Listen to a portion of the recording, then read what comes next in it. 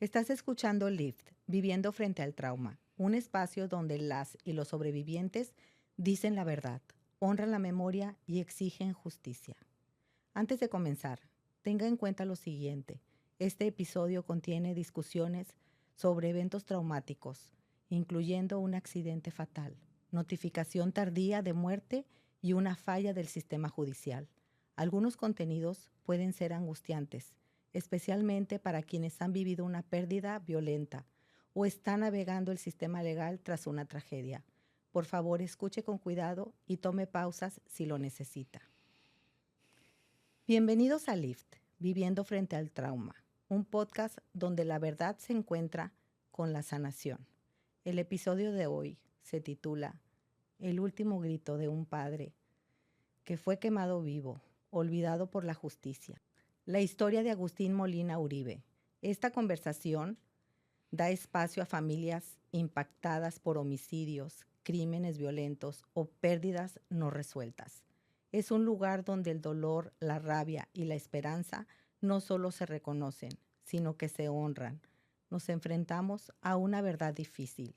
Cuando el sistema de justicia falla, debemos decir la verdad al poder. Esto no es ficción, son vidas reales, pérdidas reales, dolor real, cargado por familias que jamás recibieron la justicia que merecían.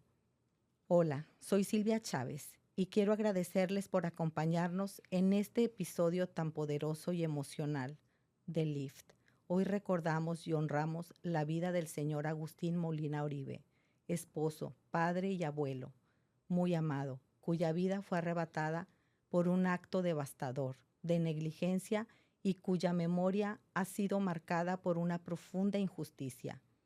Imaginen perder a alguien, un ser querido, por culpa de una conductora ebria y luego enterarse de que la persona responsable solo cumplirá 120 días de cárcel.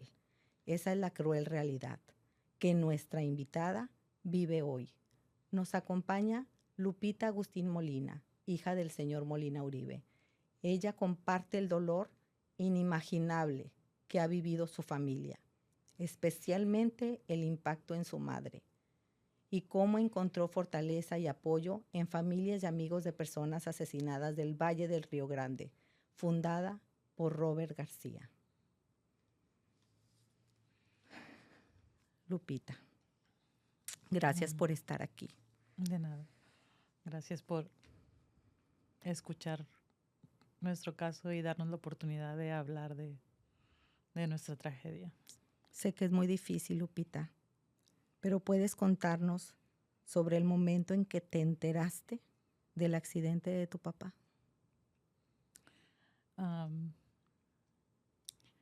Eran alrededor de la 1:30 de la mañana. Yo ya estaba dormida y sonó mi teléfono. Vi que era mi mamá, contesté y ella estaba llorando. Y le pregunté qué le pasaba y dijo, aquí hay unos policías, dicen que tu papá sufrió un accidente. Y yo le pregunto, ¿cómo está? ¿Dónde está? Y ella me dice, ellos dicen que murió. Y yo le volví a preguntar, ¿quién murió?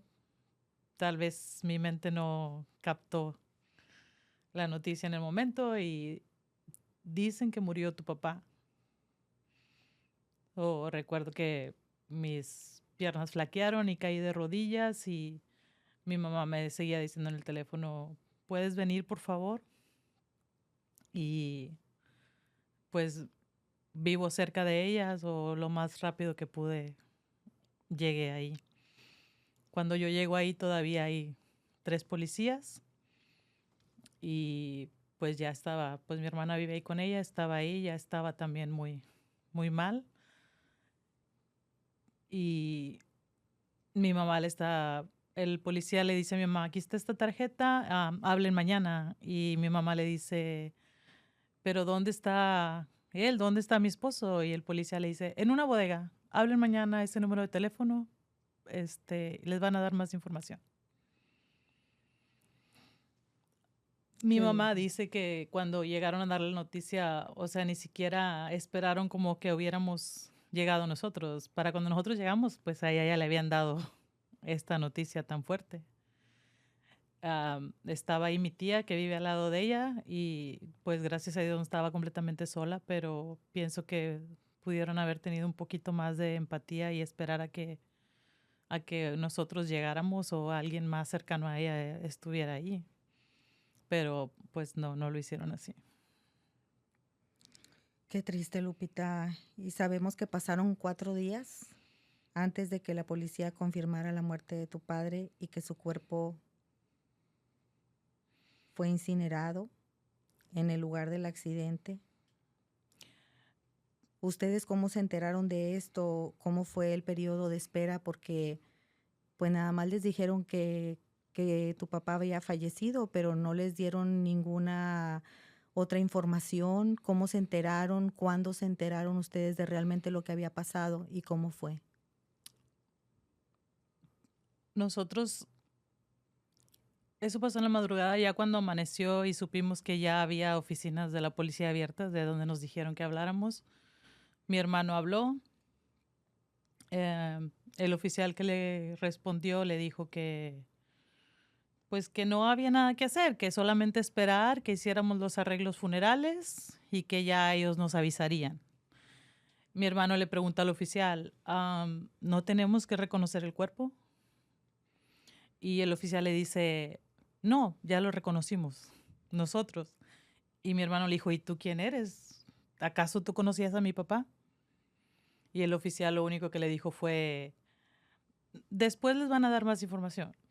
O nosotros no nos quedamos conformes, acudimos a la estación de policía de McAllen, nadie nos recibió. Llegó el sábado, no teníamos noticias de nada. Llegó el domingo y tampoco, ni siquiera sabíamos que iban a hacer una autopsia, pero a ese tiempo ni siquiera sabíamos el lugar donde había pasado el accidente. Entonces nos sentíamos desesperados porque pues ya iban 2 días y no sabíamos nada. Una amiga de mi hermano le dice de esta organización y Robert contacta con nosotros. Robert hace una carta y un video dirigiéndose al jefe de la policía y es de la manera que acceden a recibirnos. O sea, todo fue porque gracias a que una amiga de la familia les dijo de la organización de Robert García que fue gracias a eso que él solicitó a través de esa carta que ustedes recibieron más información.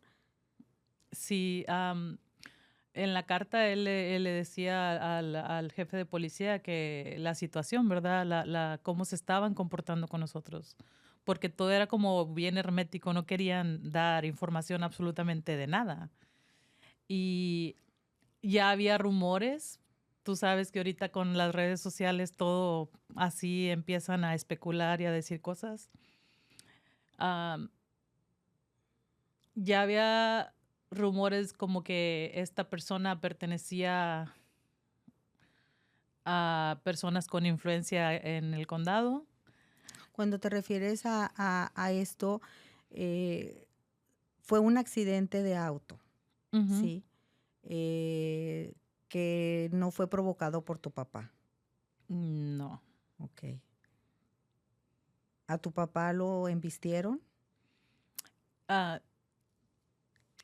hasta el día que que nos reciben a la policía, nos entregan un informe preliminar, que no es toda la investigación, nomás es la principal información que tenían del accidente.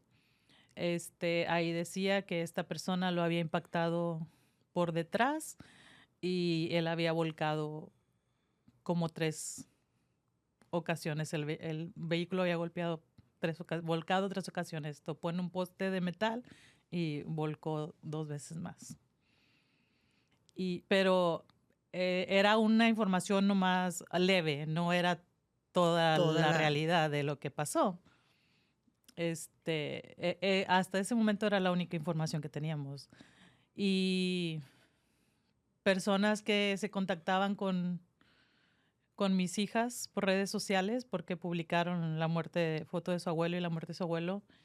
Y el hijo del principal testigo, uno de los testigos, él le dio las condolencias y le explicó un poquito, no a fondo, pero explicó como que había habido un incendio. Entonces, cuando mi hija le pregunta, ¿mi abuelo se quemó? Él ya jamás respondió.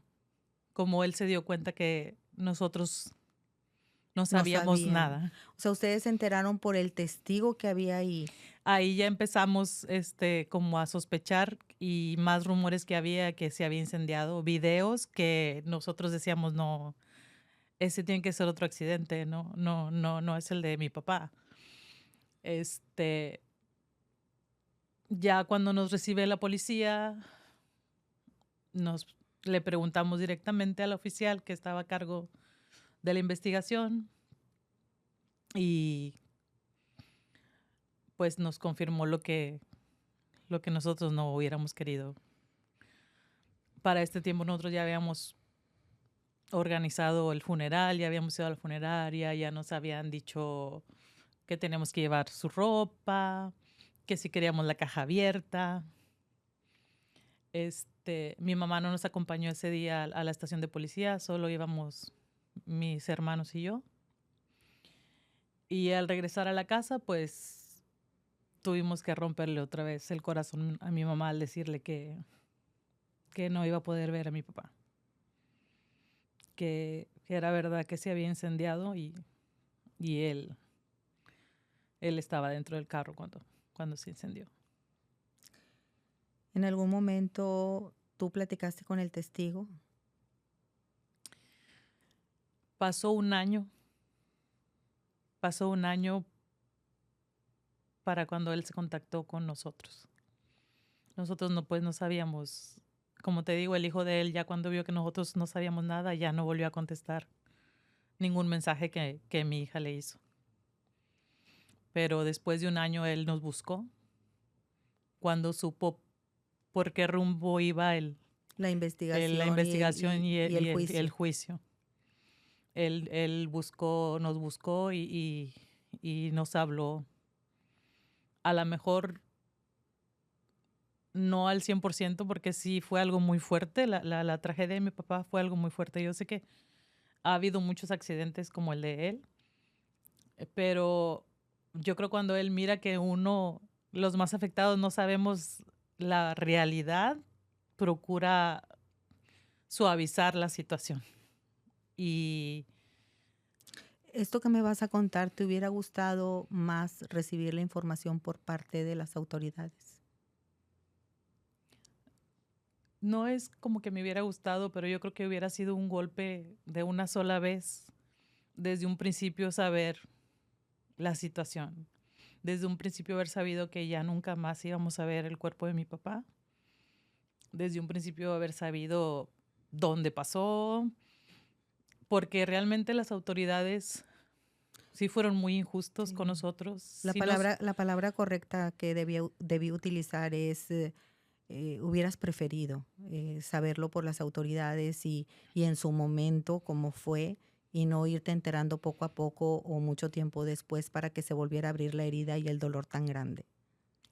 Sí, porque realmente ese es el caso de nosotros. Fue herida tras herida. O sea, cuando ya estábamos calmando, porque pues no lo vas a sanar en toda tu vida, algo así, pero calmas un poquito tu Aprendes a dolor vivir con el dolor. y apenas vas como ya aceptando la realidad de lo que pasó y viene otro golpe y otra herida a saber cosas que hubieran sido preferibles enterarse desde un principio y que yo creo que las autoridades tenían la obligación desde un momento habernos dicho. No les pedíamos respuestas tan no queríamos saber toda la investigación. El simple hecho de que hubieran tenido un poquito de empatía y en vez de darnos una simple tarjeta, haber dicho, ¿saben qué? El lunes, porque sabíamos que era fin de semana, se atravesó el fin de semana, preséntense aquí en esta oficina y les van a explicar un poquito más de la situación.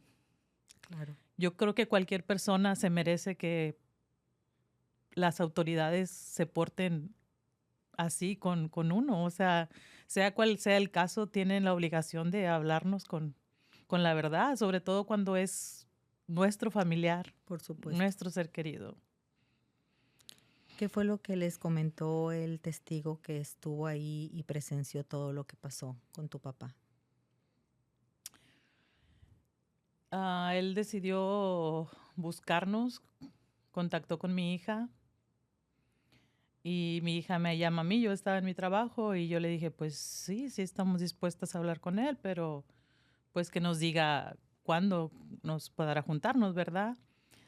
Tanta era su desesperación de él porque pues en las noticias salió que ella se había declarado culpable.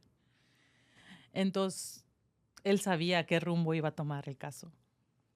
Y él se sintió con mucha desesperación. Y ese mismo día que contactaron con mi hija, él llegó a la casa de mi mamá ah, para decirnos que no permitiéramos lo que querían hacer, que él ya sabía por dónde querían irse el sistema judicial. Entonces, pues ya él estaba ahí, mi mamá le preguntó que si mi papá estaba vivo. El señor, yo no estaba ahí presente, pero estaba mi hermana y mi mamá. El señor estaba muy mal, muy Consternado. consternado y todavía muy, yo diría, traumatizado por lo que se vivió esa noche. Y él le dijo a mi mamá, sí, él estaba vivo. Muy mal, pero vivo. Y jamás voy a olvidar su mirada, donde con su mirada me suplicaba que lo ayudara. Entonces dice que los familiares de él, su hijo, su hermano, su sobrino, lo tuvieron que quitar a fuerzas del lado de mi papá porque el carro estaba por explotar. Y no tenían forma de abrirlo. No tenían forma de cortar el cinturón, la puerta ya no estaba ahí. Él tuvo contacto directo con mi papá. Y dice que lo arrastraron a fuerzas de ahí del lado de mi papá, que si no él hubiera ahí muerto junto con mi papá. Pero él quería salvarlo. Desgraciadamente, pues, no pudo. Después dice que ya cuando pasó todo, que se retiraron de ahí, caminaron hasta donde estaba la criminal y ahí ya había policías. Los policías nunca se arrimaron con mi papá. No estoy diciendo que a lo mejor hubiera sido otro el desenlace, pero no se esforzaron ni un poquito. Y él lo vivió, no lo está inventando. Él no podría inventar algo así. El Señor lo vivió y lo sufría todavía después de un año. Fue algo muy traumático para los que estuvieron ahí. Es lamentable, de verdad, Lupita, el imaginarse nada más la escena tan difícil y no poder hacer nada para ayudar a tu papá. Y ustedes viviendo aparte toda la situación legal y todo lo que representa, esperando esa justicia que como personas todos nos merecemos. Y ver que pues va tomando un rumbo diferente. Cuando escuchaste la sentencia, Lupita, de solo 120 días de cárcel y 10 años de libertad condicional, ¿qué pasó por tu mente? ¿Cómo lo procesó tu familia? Pues yo creo que hasta ahorita todavía no lo procesamos. Todavía es como incrédulo pensar que la magnitud del accidente, cómo fue. Ella Y iba conduciendo ebria y aparte, ¿a qué velocidad? 111 ella, millas, que tengo entendido. los informes decían que ella llevaba lo doble del alcohol permitido y iba a 111 millas en una zona de 45. Y cuando recién pasas esta situación, pues no tienes cabeza para nada, pero conforme van pasando las semanas, los días y sabes que vas a llevar un proceso judicial, pues quieres informarte un poquito para estar segura que las autoridades están haciendo lo correcto, que va a haber justicia por tu ser querido. Entonces yo buscaba información de casos similares y notas de abogados de este tipo de accidentes o de crímenes, más bien yo creo sería la palabra. Y en la mayoría decía que sí cabía la posibilidad de libertad condicional, de probation, como le llaman aquí, am, pero tiene que haber muchos factores y entre ellos el principal es el límite del alcohol, el nivel del alcohol, perdón, y la precaución que tuvo para salir manejando en ese estado. Porque tal vez hay personas que salen manejando ebrias, pero van a una velocidad moderada y a lo mejor no pueden tener 100% la precaución, pero están tratando de llegar a salvo y de no llevarse a nadie en Ocasionar. el camino, ocasionar un incidente, un accidente o una tragedia más bien. Pero el hecho de que ella iba a 111 millas y con un nivel de alcohol muy alto, te está hablando de que ella no tuvo Ninguna. ninguna precaución. Entonces, cuando oyes esa sentencia es como, ¿qué estás haciendo? O sea, ¿cómo puedes dar una sentencia a un incidente como este? O sea, para mí fue un incidente demasiado fuerte lo que le pasó a mi papá, desde el hecho que ya no pudimos ver su cuerpo porque se quemó más allá del reconocimiento, como decían las notas del periódico. Entonces, ¿cómo puedes tú decirle a ella, no lo vuelvas a hacer? Te vamos a dar un manacito, pero no lo vuelvas a hacer. O sea, es ridículo. Es ridículo y es una burla para mi familia y para mí, lo que, lo que el sistema de justicia hizo en el caso de mi papá. Qué fuerte, de verdad. No piensas que la justicia te va a fallar de esa manera. Sobre todo porque, ¿qué más pruebas quieres que ella lo impactó por detrás, que no le dio ninguna oportunidad? ¿Qué más pruebas o qué más investigación necesitas? Estaba todo muy claro. Esto que voy a decirte a continuación, sé que sigue doliendo en tu alma y en la de tu familia. Las palabras del juez. El juez, al momento de dictar sentencia, dijo que no quería arruinar otra vida. ¿Cómo, cómo recibieron estas palabras sabiendo que tu padre, pues tristemente, a pesar y aparte del accidente, todavía estaba con vida cuando se quemó y que tu familia se transformó para siempre? ¿Cómo impactaron en ti esas palabras del juez? Fue algo muy fuerte porque te hacen subir a dar una declaración de lo que era la vida de mi papá, de lo que significaba para nosotros. Hablé yo, habló mi mamá, habló mi hermana, mi hija, dando testimonio de lo que era mi papá para nosotros.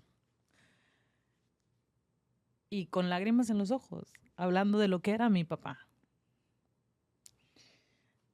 Y después de hacernos revivir ese dolor ahí delante de la familia de esta criminal, delante del juez, de todas las personas, de la fiscalía, venga y diga ese tipo de cosas.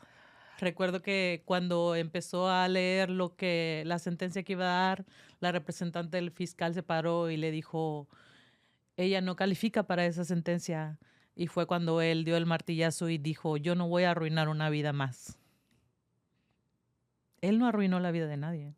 Ella arruinó su propia vida y arruinó parte de nuestra vida. Porque desgraciadamente tenemos que seguir adelante aunque tenemos este dolor. Y nos falta mi papá. Y nos arruinó una parte de nuestra vida. Y escuchar de parte de la persona que debería de estar del lado de las víctimas, decir que va a arruinar la vida de la criminal, es como darte una cachetada. Ustedes siendo las víctimas, volvieron a ser las víctimas del en sistema el juicio. judicial. Uh-huh.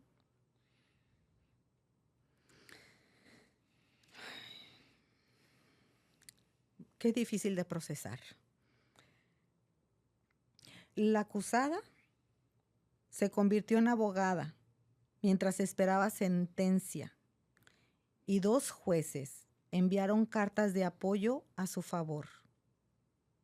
¿Crees que hubo favoritismo o influencia indebida en el manejo del caso?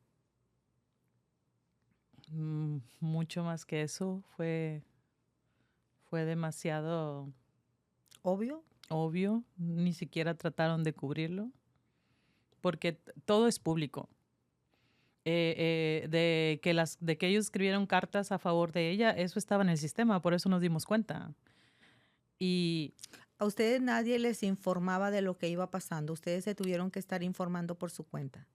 Solamente nos informaban que las fechas de corte y la hora.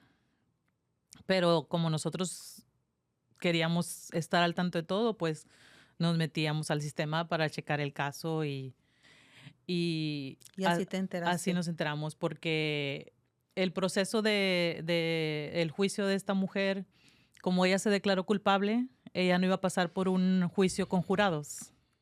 A ella la decisión de la sentencia la iba a dar el juez, nadie más, solo él iba a tomar la decisión. Se hizo como un pequeño juicio donde por el lado de la víctima, pues iba a haber como declaraciones de nosotros, de lo que él era, y por el lado de ella, pues también. Yo quería que el testigo estuviera ahí y testificara lo que él había vivido esa noche también. De viva voz, porque ya estaba por escrito. Sí, ya estaba por escrito. Fue lo que la representante fiscal me dijo, pero eso él ya lo declaró. Entonces, esa reunión que tuvimos me dijo eso y yo le dije, sí, pero es una diferencia que él vaya y lo hable. Tal vez a él también le va a ayudar a sanar eso porque él está mal por lo que le tocó vivir. Él no tenía la culpa de lo que le tocó vivir. Ella también es culpa de eso, culpable del trauma de esta persona. Entonces ellos dijeron, no, es que no necesitas. Y nosotros ya sabíamos que 2 jueces iban a escribir cartas para apoyarla a ella. Entonces yo le digo, pero ¿por qué si estás permitiendo que 2 jueces la apoyen a ella? Y se me quedaron viendo y me dijeron, ¿tú cómo sabes eso? Porque está en el sistema. Por eso lo sé, porque está en el sistema. Entonces ella me dijo, pues lo voy a citar y según cómo mire yo cómo él se comporte, decidimos si puede testificar el día de la sentencia. Le dieron una fecha para reunirse. Yo me contacté con él para ver si estaba dispuesto. Y él llorando, él me dijo, yo se lo debo a tu papá. claro que yo voy a estar ahí. Entonces yo le dije, pues ella se va a contactar contigo. La representante fiscal se va a contactar contigo porque quiere hablar primero contigo. Yo lo acompañé el día que lo citaron y no me dejaron entrar con él. Me dijeron, esta reunión solo era con él. Tú no puedes estar aquí. Necesitamos hablar con él a solas. Ya tuvimos nuestra reunión con ustedes, ahora solo le corresponde a él. Pues para cuando se llegó la fecha de la sentencia, él no apareció ahí. Solo él y la persona que estuvo con él saben lo que se habló en esa reunión, pero él ya no estuvo ahí.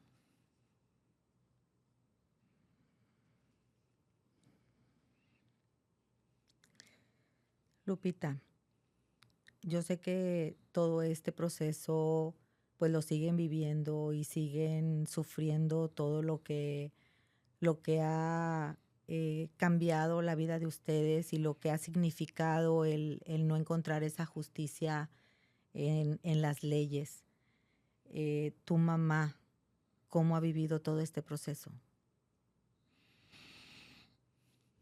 Pues con mucho dolor, con mucho coraje, con frustración de ver que no pudimos hacer nada ante la injusticia de la sentencia que dieron.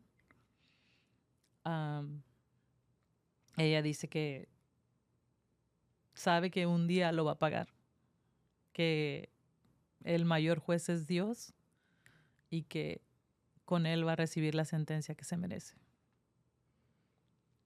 Sé que ellos estuvieron muchísimos años juntos. Ahorita quiero que me platiques cómo era tu papá, quién era Agustín Molina Uribe y qué desearías que la gente recuerde de tu papá, no solo como víctima, sino como ser humano, esposo, padre y abuelo.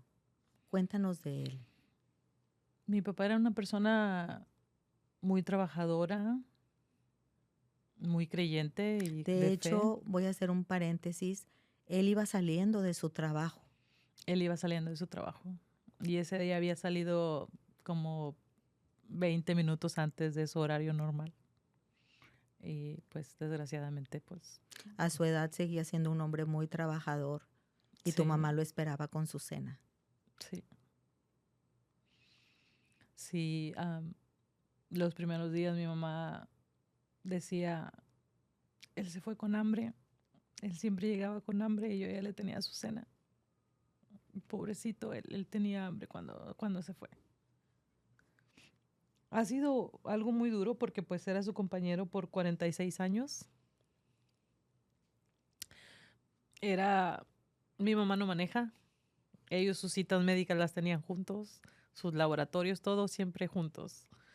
Ah, el trabajo de mi papá era por la tarde, pues siempre toda la mañana, durante la mañana y el día, pues almorzaban, comían, si iban, tenían que ir a hacer su súper, pues iban juntos. Am, limpiaban su jardín juntos. O sea, todo el tiempo estaban ellos dos. Nosotros, pues casi la mayoría del tiempo yo almorzaba con ellos, pero pues ya yo me iba para mi casa y ellos seguían su rutina diaria, pero siempre nomás ellos dos juntos. Y siendo una familia muy unida. Sí, mi papá era una persona muy alegre, siempre se la pasaba cantándole canciones a sus nietos. Los domingos, los fines de semana, pues hacíamos carne asada, nos reunían mis hermanos y yo, mis sobrinos, mis hijos, todos nos reuníamos ahí con ellos. Siempre fue muy amoroso, siempre, me acuerdo que desde niña siempre procuraba algún día, alguna vez durante el mes llevarnos al cine, llevarnos a comer. Cuando él tenía la posibilidad de darnos un gusto, él no lo daba. Y era igual con sus nietos.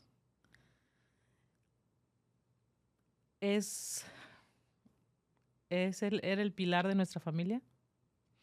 Gracias a Dios no se ha derrumbado la familia, al contrario, nos unimos más.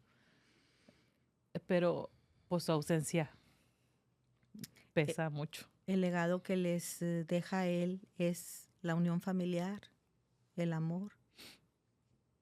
el trabajo, el siempre luchar por lo que queremos. Ah, sí, la realidad es que yo creo ni hay palabras para... Siempre fue un buen padre, siempre, y buen abuelo, y buen esposo, y por eso es que no se merecía lo que le pasó, no se merecía que su vida terminara de esa manera, y no se merecía que para la ley su vida no tuvo ningún valor. Ese es el mensaje que recibiste por parte de la ley. Lupita, ¿qué mensaje le dejarías a otras familias y al sistema? ¿Qué mensaje compartirías con otras familias que aún esperan justicia? ¿Y qué le dirías a los jueces, fiscales o legisladores que tienen el poder de cambiar esto? ¿Cómo te hubiera gustado ser tratada? Me hubiera gustado ser tratada con respeto, porque también hubo mucha falta de respeto por parte de la fiscalía. Me hubiera gustado ser tratada con valor, que no porque no fuera una persona de un estatus más alto, no me merecía que nos valoraran, que no valoraran nuestro dolor, que hubieran hecho su trabajo, que hubieran dejado que de verdad la justicia trabajara como debe de trabajar, sin ninguna interferencia de influencias y de nada. Y le diría a todas esas personas que tienen puestos públicos que se supone que son para ayudar, para hacer que se cumpla la ley, que antes de tomar esos puestos piensen si en verdad quieren ese trabajo, si en verdad lo van a hacer como debe de ser, porque están ahí por toda esa gente que espera mucho de ellos. Y si en verdad van a ser justos. Sí, porque... Porque las leyes están escritas. Y ellos son las que las... Y ellos son los que las deben de llevar a cabo y ejecutar. Uh-huh. Con honestidad. Con honestidad y con justicia. Sí, porque se supone que si peleas por un puesto de ese tipo es porque vas a hacer tu trabajo, vas a hacer que se cumpla la ley. Pero si vas a caer ante otras cosas, pues ¿para qué entonces peleas un puesto como ese? La gente confía en ellos, confiamos en ellos. Yo todavía, cuando estábamos en audiencias y que se oía mucho de que esta persona tenía influencias, todavía en mi mente yo decía, Señor, por favor, que todos esos rumores no sean verdad, que se haga justicia por la muerte de mi papá. Pero desgraciadamente, pues no fue así. No fue así. Lupita, ¿qué significó para ti el apoyo de la organización de Robert García en un momento tan doloroso y confuso? Pues fue un rayito de luz, porque cuando pasa el accidente, tu cabeza está, ¿qué voy a hacer? ¿Qué sigue? ¿Qué procesos son para este tipo de cosas? Y desde el momento en que no nos querían recibir en las autoridades para darnos explicaciones de por lo menos dónde estaba el cuerpo de mi papá, Robert y la organización fueron ese rayito que nos abrió la realidad de lo que estaba pasando. Nos abrió las puertas de la policía que nos habían cerrado porque todo era hermético, era como si no querían dar explicaciones, y no explicaciones, información que nos debían. Y él por medio de esa carta que mandó, ayudó a que por lo menos nos dijeran la realidad de lo que había pasado con mi papá. ¿Y sigues estando en la organización? Sí, sigo estando. Voy a las reuniones. A lo mejor no todo el tiempo puedo estar ahí, pero cuando puedo, ahí estoy. ¿Y de qué manera te ayuda el estar ahí? Hablar la situación, porque a veces entre más lo hablas, te sana un poquito más.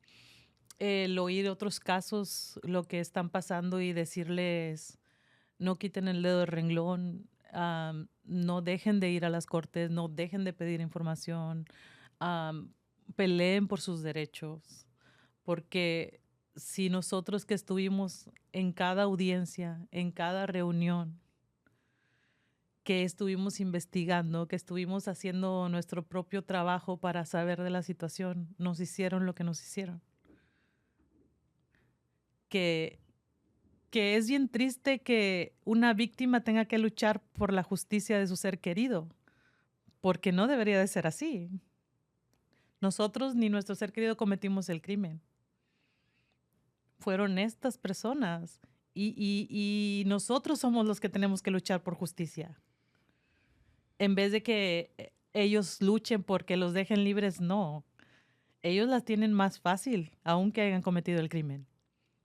La víctima tenemos que luchar para que se haga justicia. Y es muy triste porque, como decía alguien de ahí de la organización, ¿qué más pruebas quieres si estás viendo el cuerpo de mi ser querido? ¿Qué más pruebas necesitas? Si pudieras definir la justicia que tu padre merecía, ¿cómo se habría visto para ti, Lupita? La verdad que yo creo que ninguna cantidad de años nos va a sanar o nos va a restituir la pérdida de mi papá, pero hubiera sido menos burla de parte del sistema judicial si por lo menos le hubieran dado 5 años de prisión. Hubiera sido que sí tomaron un poquito en cuenta que se perdió una vida, que, que nos dañaron con algo que vamos a cargar por el resto de nuestros días. Tal vez hubiera sido menos burla de lo que nos hicieron pasar en el circo de corte que hicieron el 29 de septiembre del 2023. Sentir que le dieron valor a la vida de tu papá te hubiera dado un poquito de consuelo, Consuelo. no quitar el dolor, No pero quita el dolor, pero sentir el que saber fue que sí valoraron y tomaron en cuenta, valoraron la vida de mi papá y tomaron en cuenta el dolor de mí y de mi familia. antes de vivirlo confiabas en las leyes, en la justicia. Mm, Se puede decir que sí, aunque nunca me tocó pasar por ninguna clase de proceso de que yo tuviera que buscar a las policías o a la ley para apoyarme en algo. Gracias a Dios nunca nos había tocado una situación así. Ah, pues se puede decir que sí confiaba porque no me había tocado tener la experiencia. Y nunca esperas, yo creo que nadie espera que, Recibir este trato ajá, recibir ese trato tan injusto. y el comportamiento que tuvieron también. Es todavía se viene a la mente y es como si lo estás viviendo, porque en unas entrevistas que tuvimos con el actual fiscalía fue como, wow, ¿en serio tú eres el fiscal? Por la manera en que me hablaba y la manera tan sarcástica que habló con nosotros.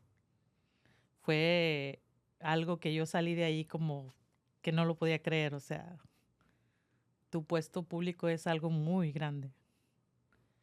Era el representante del Estado contra el criminal. Y tener esas reuniones y ver su comportamiento es como, ¿de verdad tú eres el fiscal?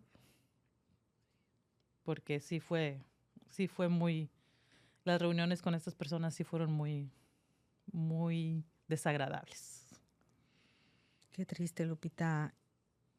¿Qué mensaje le dejarías a las personas que desafortunadamente estén atravesando una situación tan difícil como la tuya,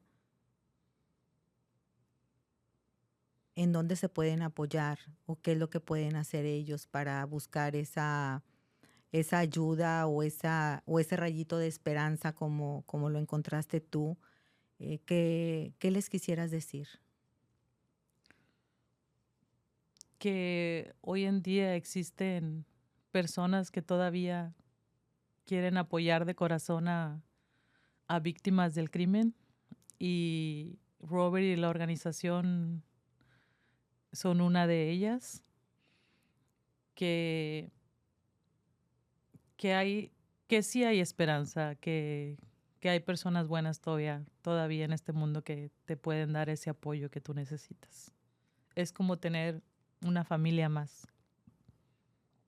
Muchas gracias, Lupita. Gracias por abrirnos tu corazón y compartirnos tu historia tan difícil. Gracias a ustedes por escucharlos. Gracias. Gracias.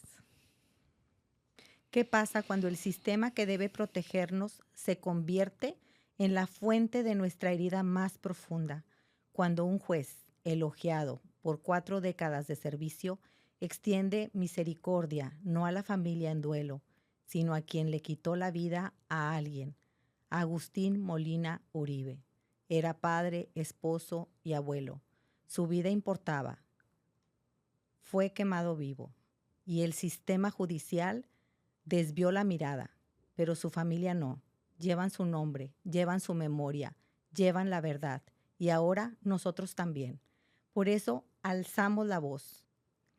Agustín Molina Uribe murió el 6 de mayo del 2022 en un accidente causado por Ángela Mía Villarreal, quien manejaba a 111 millas por hora, con un nivel de alcohol en sangre de 0.19. El cuerpo de Agustín fue calcinado hasta quedar irreconocible. La familia no recibió notificación oficial por 4 días. Villarreal se declaró culpable de homicidio por intoxicación, un delito grave de 2º grado en Texas. Fue sentenciada a 120 días de cárcel en el condado, 10 años de libertad condicional, servicio comunitario, multa de $2,500.